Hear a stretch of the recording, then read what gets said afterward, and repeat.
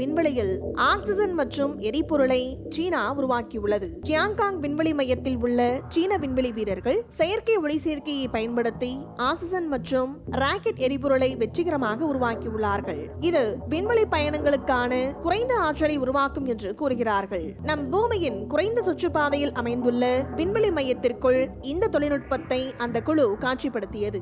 இது எதிர்கால நீண்ட விண்வெளி பயணங்களுக்கு உதவும் என்று கூறுகிறார்கள். மேலும் சவுத் சீனா மார்னிங் போஸ்டின் கூற்றுப்படி இந்த கண்டுபிடிப்பு 2030க்குள் சீன விண்வெளி வீரர்களை நிலவில் தரையிறங்குவதற்கு பயனுள்ளதாக இருக்கும் என்று கூறுகிறார்கள். மேலும் இந்த பரிசோதனையின் போது சீனாவின் விண்வெளி வீரர்கள் ஆக்சிஜன் மற்றும் ஹைட்ரோ கார்பன் எரிபொருளை உருவாக்க ஒரு குறைக்கடத்தி வினையூக்கியை கொண்ட ஒரு சிறிய சாதனத்தில் நீர் மற்றும் கார்பன் டை ஆக்சைடை பயன்படுத்தியுள்ளார்கள். இந்த செயல்முறை தாவரங்களால் பயன்படுத்தப்படும் இயற்கையான ஒளிச்சேர்க்கையை பிரதிபலிக்கிறது. வரவிருக்கும் விண்வெளி பயணங்களுக்கு இது மிகவும் பயனுள்ள தீர்வை வழங்கும் என்றும் சீன விஞ்ஞானிகள் கூறியுள்ளார்கள். 2030ஆம் ஆண்டுக்குள் நிலவை அடைய சீனா இலக்கு வைத்துள்ளது.